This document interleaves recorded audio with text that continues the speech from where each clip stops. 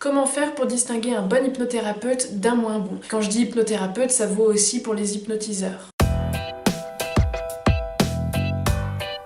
Mais c'est justement pour moi un des plus gros problèmes qu'on rencontre avec l'hypnose, puisque selon moi, en fait, une personne novice en hypnose ne pourrait pas vraiment faire la différence. Pour justement être capable de faire cette distinction, il faut connaître un minimum l'hypnose. Le gros problème, c'est que beaucoup pensent que les meilleurs hypnotiseurs, ce sont ceux qui font du spectacle. Parce qu'il y a ce côté impressionnant, parce qu'on a l'impression qu'il peut avoir un certain pouvoir, un certain contrôle sur les personnes, alors qu'en fait, c'est pas du tout le cas. Mesmer, par exemple, qui est un des plus connus, c'est pas pour moi un des meilleurs hypnotiseurs. L'hypnose de spectacle, je pense que c'est en fait beaucoup plus simple à maîtriser que l'hypnothérapie. Déjà parce qu'en spectacle, il n'est pas nécessaire de connaître vraiment bien l'hypnose pour pouvoir la pratiquer, ni même d'avoir des connaissances en psychologie, par exemple. Il suffit simplement d'appliquer des techniques, et puis ça s'arrête là. Et puis c'est beaucoup plus simple en pratique, puisque les hypnotiseurs vont chercher les personnes les plus sensibles, donc ils vont pas s'embêter avec les autres qui peuvent nous demander un peu plus de temps. Donc c'est en fait les personnes hypnotisées qui font tout le travail. En spectacle, c'est au public de s'adapter à l'hypnotiseur,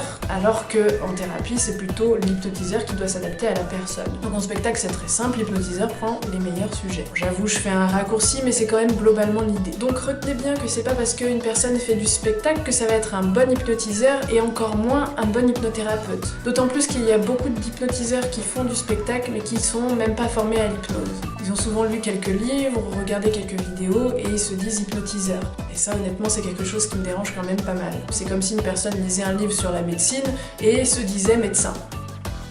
Personnellement, je suis beaucoup plus impressionnée par des personnes comme Olivier Lockert ou Kevin Finel qui maîtrisent tellement bien qu'on ne sait même pas qu'ils sont en train de faire de l'hypnose. Pour moi, la meilleure hypnose, c'est celle qui se voit pas. Et je vais dire quelque chose qui fait un peu peur, mais les meilleurs manipulateurs, c'est ceux qui manipulent une personne sans qu'elle sache qu'elle a été manipulée. Ça, c'est les petits génies, tout est dans la subtilité. Bref, alors du coup, comment faire pour distinguer un bon hypnothérapeute d'un moins bon si vous connaissez rien à l'hypnose? Alors la première chose que je vous invite à faire, c'est de vérifier son niveau de formation. Le minimum, c'est d'être praticien, ce qui équivaut à peu près 30 jours de formation. Et pour savoir si la personne est bien praticien, les organismes délivrent un diplôme, donc on a vraiment un examen à passer à la fin de la formation qui permet de valider nos compétences. Même si, honnêtement, je pense pas que ce soit vraiment le diplôme qui prouve les capacités d'une personne. Il y a des personnes qui n'ont pas de diplôme, mais qui pratiquent mieux que certains hypnothérapeutes. Mais comme dans n'importe quel métier, il y en a des bons et des moins bons. La deuxième chose que vous pouvez faire, ça va être de vous renseigner auprès de quel organisme la personne s'est formée. Même si là aussi ça ne veut pas dire grand chose, c'est quand même un gage de sécurité. Parce qu'apparemment certaines personnes commencent à former à l'hypnose alors qu'elles ont très peu pratiqué. Donc bon, la qualité de la formation n'est peut-être pas la même qu'auprès d'une personne reconnue. Personnellement, moi je préfère me former auprès des meilleurs. Moi je vous recommande deux écoles de formation qui sont pour moi les deux plus grandes en France.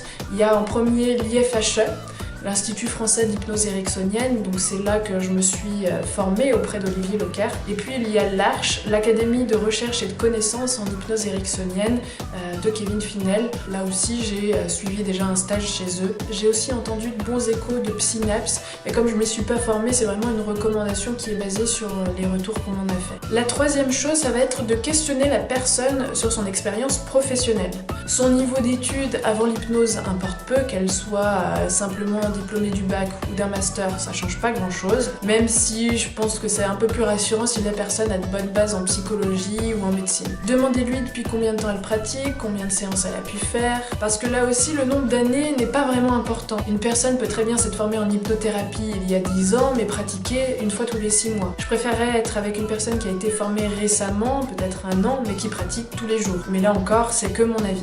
Et en dernier lieu, je vous recommande fortement de rencontrer la personne si vous ne l'avez pas déjà vue, pour savoir si le courant entre vous pourrait bien passer. Ce qui est, à mon avis, primordial. Si vous n'êtes pas à l'aise avec la personne qui est en face de vous, je pense que ça va être très compliqué de pouvoir faire un travail avec elle. Et puis parce qu'un thérapeute peut être très bien pour une personne, mais pas du tout pour une autre. Et pour moi, un bon thérapeute, c'est avant tout ce qu'il est en tant que personne. S'il est bienveillant, par exemple. Mais le point le plus important pour moi, c'est que la personne soit congruente. Par exemple, moi, j'irais pas voir un hypnothérapeute qui fume pour arrêter de fumer. Tout comme vous n'iriez pas voir un coach sportif obèse pour avoir des abdos. Mais bon, là encore, c'est mon point de vue, ça n'empêche pas qu'il existe de très bons hypnothérapeutes qui fument et qui ont de très bons résultats avec le tabac. Mais moi, c'est quelque chose qui personnellement me gênerait. Donc en résumé, vous pouvez lui demander son niveau de formation, l'organisme auprès duquel elle s'est formée, son expérience professionnelle, depuis combien de temps elle pratique, et puis en dernier lieu, je vous recommande vraiment de rencontrer la personne pour avoir un avis plus concret.